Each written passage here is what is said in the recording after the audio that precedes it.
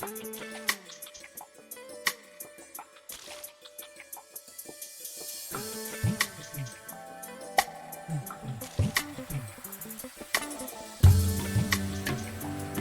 हर महादेव, जय केदारनाथ बाबा की। जी हाँ, अगर आप भी केदारनाथ धाम के अद्भुत दर्शन प्राप्त करने जा रहे हैं तो आपके लिए हम आ गए हैं ये वीडियो लेके, बहुत ही अच्छा सस्ता बजट टूर प्लान लेके। अब हर व्यक्ति कर पाएगा केदारनाथ धाम की यात्रा। अगर आप मेरे वीडियो को अंत तक देख लेंगे तो मैं आपको गारंटी से कह रही हूँ कि आपका ज़्यादा पैसा भी खर्च नहीं होगा और बहुत ही सहूलियत से आप अपनी यात्रा को कंप्लीट कर पाएंगे। कहाँ से आपको यात्रा शुरू करनी है, कितना आपका खर्च आएगा, अंत में हम पूरा सब कुछ टोटल कैलकुलेट करके बताएंगे। एक एक टैक्सी तक का पैसा आपका हम कैलकुलेट करके बताएंगे कि आपका बजट क्या होने वाला है। और साथ ही साथ आपको अच्छे से हम जानकारी देने वाले हैं कि पूरी यात्रा में आपको कौन सी चीज़ें बहुत ज़्यादा ज़रूरी हैं, कौन से आपको चीज़ों का ध्यान रखना चाहिए जाने से पहले। तो वीडियो को अंत तक ज़रूर देखिएगा और चैनल पर नए हो तो सब्सक्राइब ज़रूर कर लीजिएगा। तो चलिए इस अद्भुत यात्रा को स्टार्ट करते हैं, वीडियो में बने रहिएगा।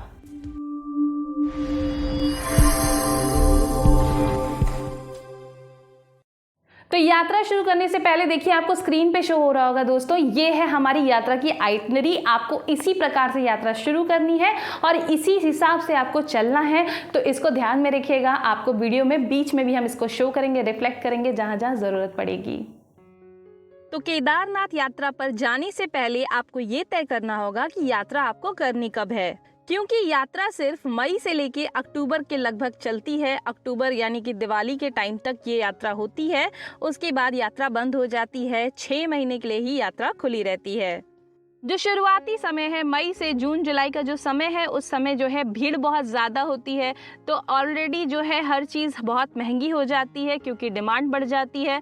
तो वहाँ पर थोड़ी भीड़ ज़्यादा मिलती है, समय अधिक लगता है और पैसे भी ज़्यादा लगते हैं। बाद में आपको जुलाई से लेकर के अगस्त सितंबर के टाइम पे जो है वहाँ पे भीड़ थोड़ी कम मिलती है क्योंकि वहाँ बारिश होती है। वेदर फोरकास्ट को देख करके आप यात्रा प्लान कर सकते हैं। ये आपके ऊपर है कि आप कब यात्रा करते हैं। यात्रा करते वक्त जो सबसे पहला स्टेप है वो है आपका रजिस्ट्रेशन करवाना। जी हाँ, यात्रा का रजिस्ट्रेशन कराना पड़ता है। जितने भी यात्री आपके साथ जा रहे हैं, हर व्यक्ति का रजिस्ट्रेशन कराना पड़ता है। रजिस्ट्रेशन कराने के लिए आप ऑनलाइन भी करा सकते हैं और आप ऑफलाइन भी करा सकते हैं। ऑनलाइन रजिस्ट्रेशन कैसे करना है उसका वीडियो आपको हमारे चैनल पर मिल जाएगा। आपको स्टेप बाय स्टेप मैंने आपको बताया है कैसे आप अपना रजिस्ट्रेशन फॉर्म भर सकते हैं, किस प्रकार से अपना रजिस्ट्रेशन कर सकते हैं व्हाट्सएप के द्वारा भी। और आपको जो वेबसाइट है, जो इनकी आधिकारिक वेबसाइट है जो आपको स्क्रीन पे शो हो रही है, इस वेबसाइट के माध्यम से भी आप अपना रजिस्ट्रेशन कर सकते हैं। इसके अलावा आप ऑफलाइन रजिस्ट्रेशन भी कर सकते हैं। उसके लिए आपको ऑफलाइन यात्रा रजिस्ट्रेशन यहाँ से जो आपको स्क्रीन पे ये जो लिस्ट शो हो रही है, इन जगहों पर जा करके अपना रजिस्ट्रेशन कराना होगा, तो आपका ऑफलाइन रजिस्ट्रेशन हो जाएगा। रजिस्ट्रेशन कराना यात्री की सुरक्षा के लिए ही होता है, बहुत ज़्यादा ज़रूरी होता है। गवर्नमेंट के पास आपका एक रिकॉर्ड हो जाता है, आप वहाँ पर यात्रा करने जा रहे हैं। अगर आप रजिस्ट्रेशन नहीं कराते हैं तो आपका कोई रिकॉर्ड नहीं होता है। इससे अगर आप किसी इमरजेंसी सिचुएशन में फंसते हैं तो वहाँ पर आपको हेल्प करने के लिए आप रिकॉर्ड पर ही होते ही नहीं है। तो आपका रिकॉर्ड वहाँ पर दर्ज होना बहुत ज़रूरी है, इसलिए आपको रजिस्ट्रेशन करा लेना चाहिए अपनी यात्रा करने से पहले। रजिस्ट्रेशन का प्रोसेस पूरा हो गया, ये स्टेप कंप्लीट हो गया। आपके साथ जितने भी यात्री जा रहे हैं, आपने उनका रजिस्ट्रेशन करवा लिया। अब आपको अपनी यात्रा शुरू करनी है। तो केदारनाथ धाम जाने के लिए आपकी जो पैदल यात्रा स्टार्ट होती है वो होती है गौरीकुंड से। अब हम आपको बताते हैं कि आप गौरीकुंड पहुंचेंगे कैसे। तो जो गौरीकुंड जाने का सबसे सस्ता तरीका है वो हम आपको बताते हैं। आप देश के किसी भी राज्य से आ रहे हैं, किसी भी जगह से आ रहे हैं, आपको सबसे पहले पहुंच जाना है हरिद्वार। हरिद्वार का जो रेलवे स्टेशन है वो देश के सभी बड़े शहरों से जुड़ा हुआ है। सीधी ट्रेनें आपको मिल जाती हैं। आपको अपने शहर से हरिद्वार के लिए सीधी ट्रेन कौन सी प्राप्त होगी, उसके लिए देखिए मैंने आपको स्क्रीन पे शो हो रहा होगा, ये ट्रेन नंबर्स दे दिए हैं। आप किसी भी राज्य से आ रहे हैं, जिस राज्य से आ रहे हैं उसके प्रमुख शहरों से वहां से कौन सी सीधी ट्रेन चल रही है हरिद्वार के लिए, वो आपको नंबर्स दे दिए हैं मैंने। इन ट्रेन नंबर्स को आप ले जा करके बुकिंग कराने की कोशिश कीजिए, रिजर्वेशन लीजिए। जो आपके शहर से सीधी ट्रेन है उसमें आप रिजर्वेशन लीजिए और उसके बाद जो आप हरिद्वार पहुंच जाइए। ये ट्रेन नंबर्स आपको मैंने प्रोवाइड कर दिए हैं, इसके मैंने आपको स्लीपर के किराए भी बता दिए हैं। ये आपके शहर से आपको मिल जाएंगी। वीडियो को पॉज करके आप स्क्रीनशॉट ले लीजिए और उसके बाद अपने रिजर्वेशन की कोशिश कर लीजिए। यदि आप हरिद्वार बाय फ्लाइट पहुंचना चाहते हैं तो आपको देहरादून के लिए सीधी फ्लाइट मिलेगी। देहरादून एयरपोर्ट पे आपको उतरना होगा। वहां से 50 किलोमीटर की दूरी है हरिद्वार की। 50 किलोमीटर की इस यात्रा को आप बाय टैक्सी, कैब किसी भी प्रकार से पूरा कर सकते हैं। तो जैसे कि हमने बताया आपको दोस्तों कि आप यात्रा शुरू कर रहे हैं हरिद्वार से। अगर आप बाहर से आ रहे हैं, दूर से आ रहे हैं, हरिद्वार में जाकर रुकना चाहते हैं, रुकने की अच्छी और सस्ती व्यवस्था ढूंढ रहे हैं, तो आपको मेरे चैनल पे पहले से मैंने एक वीडियो क्रिएट करके डाला हुआ है, आपको मिल जाएगा। आई बटन पे हम लिंक दे देंगे और डिस्क्रिप्शन में भी लिंक दे देंगे। आप उस लिंक पर जाकर के अपने जो है इस वीडियो को देख लीजिएगा। आपको अच्छी और सस्ती रहने की व्यवस्था मिल जाएगी हरिद्वार में। बहुत ही अच्छे एकोमोडेशन की जो है मैंने सारी जानकारी दी है, तो उसका लाभ भी आप जरूर उठा सकते हैं। गौरीकुंड से 5 किलोमीटर पहले पड़ जाता है सोनप्रयाग और 7 किलोमीटर पहले पड़ जाता है सीतापुर। हरिद्वार से आप कैब ले सकते हैं जो कि कॉस्टली होता है। वो वहाँ पर आपको ड्रॉप करने के 5-6 हज़ार रुपये ले लेंगे। शेयर टैक्सी आप ले सकते हैं। शेयर टैक्सी से आप जाएंगे तो कोई डायरेक्ट लेके नहीं जाएगा, आपको जगह जगह पर टैक्सी बदलनी पड़ेगी, टुकड़े टुकड़े में जाना होगा। जैसे हरिद्वार से आप रुद्रप्रयाग जाएंगे, रुद्रप्रयाग से गुप्तकाशी और फिर गुप्तकाशी से आप सोनप्रयाग पहुंचेंगे। आपको सबसे जो बेस्ट माध्यम है जो डायरेक्ट लेके जाएगा वो है बस। आपको जाना चाहिए बस से। बस आपसे 800 से 1000 रुपये का किराया लेती है और आपको जो है सोनप्रयाग छोड़ देती है। पहले जो यात्रा थी वो सोनप्रयाग के आगे, पहले वो सीधे गौरीकुंड तक छोड़ते थे, लेकिन जब आपदा आई तो उसके बाद से सोनप्रयाग में जो है वहाँ पर बस स्टैंड के पास छोड़ दिया जाता है यात्रियों को।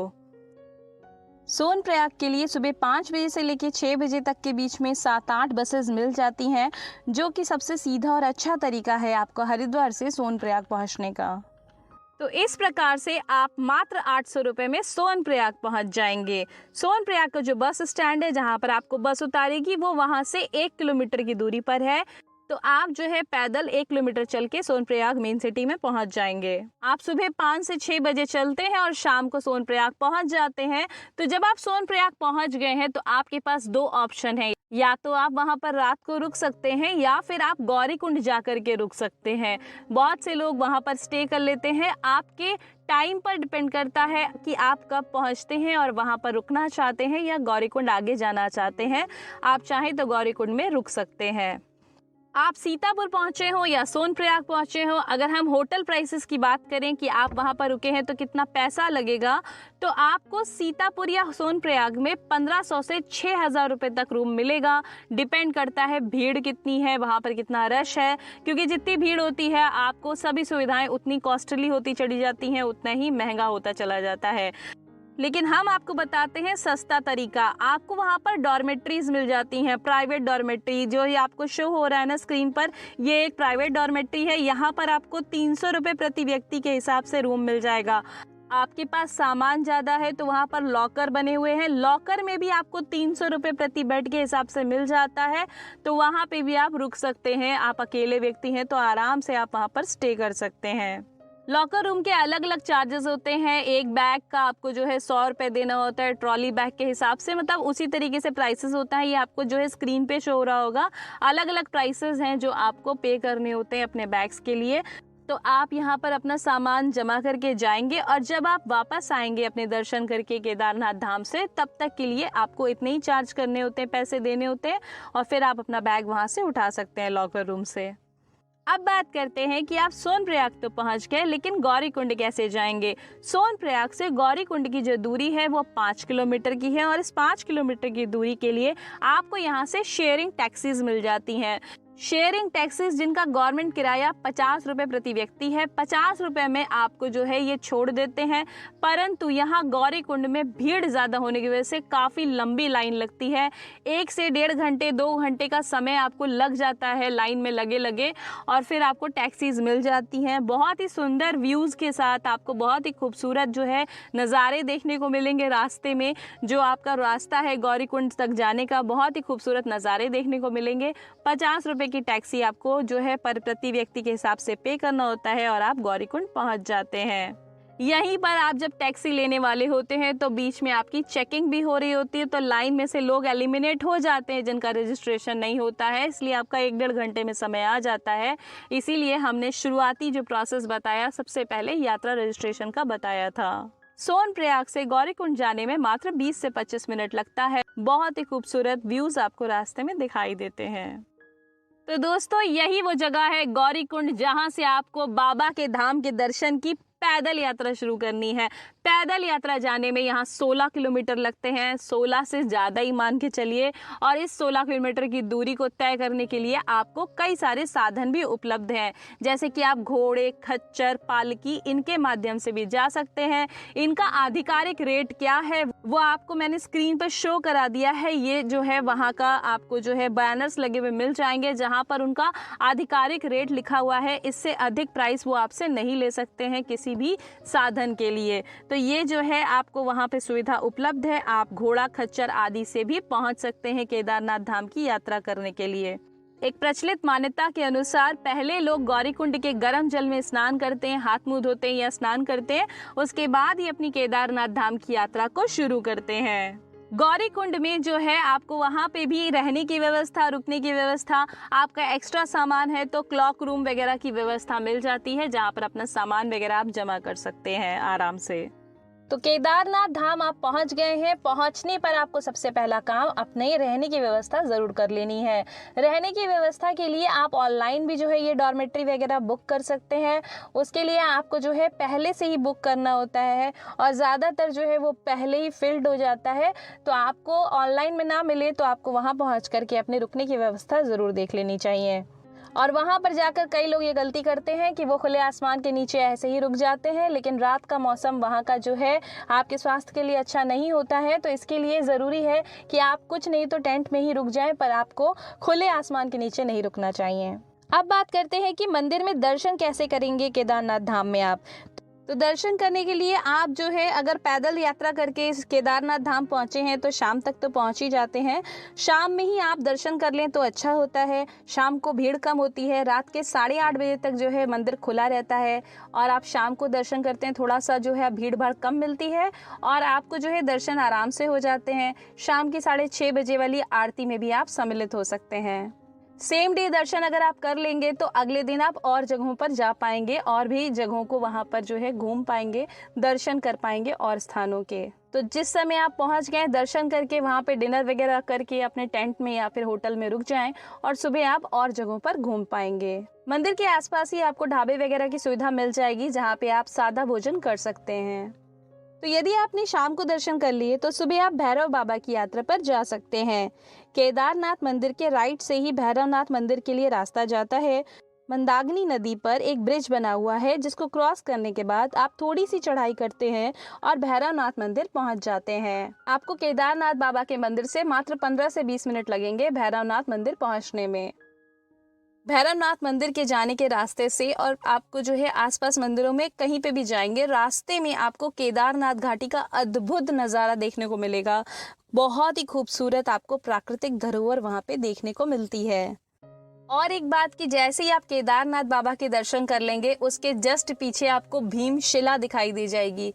यह वही भीमशिला है जो आपदा के दौरान ये जो पहाड़ है आकर के मंदिर के पीछे टिक गया था और इसकी वजह से मंदिर सुरक्षित रहा। तो इसके भी आपको दर्शन कर लेने चाहिए। उसके बाद मंदिर के पीछे से जो रास्ता जाता है उस रास्ते पर आप आगे बढ़ेंगे तो आदि शंकराचार्य की समाधि मिलेगी। इसके भी दर्शन आप कर सकते हैं। इस जगह पर आप जाएंगे तो आपको चारों तरफ की वादियां, खूबसूरत बर्फ से ढके हुए पहाड़, सब कुछ आपको दिखाई देगा। बहुत ही खूबसूरत जगह है, आपको वहां पे भी जाना चाहिए और दर्शन करना चाहिए। तो इस प्रकार से आपके केदारनाथ बाबा के दर्शन तो पूरे होते हैं। अब आप जो है दिन में 11-12 बजे भी अगर निकल जाते हैं पैदल यात्रा पे तो 5 बजे तक आप गौरीकुंड पहुंच जाएंगे और उसके बाद आप शेयर टैक्सी से सोनप्रयाग आ जाएंगे।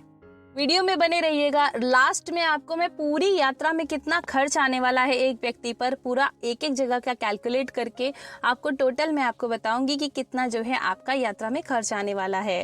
इसके साथ ही हम बात करते हैं कि आपको कौन सा सामान वहाँ पर लेकर जाना ज़रूरी है, मतलब आपके बैग में क्या चीज़ें होना बहुत ज़्यादा ज़रूरी है।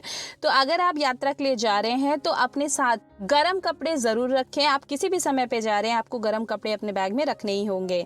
इसके साथ में आपको मेडिसिन का एक बॉक्स रखना होगा, मेडिसिन किट रखनी होगी जिसमें उल्टी, दर्द, फीवर इस तरीके की दवाइयाँ आपको अपने पास रखनी होंगी। वाटर बॉटल तो रखनी ही होगी। साथ ही साथ आपको एक रेन कोट और या अम्ब्रेला ये भी चीज़ें रखनी होगी क्योंकि कभी भी वहाँ पर बारिश हो सकती है।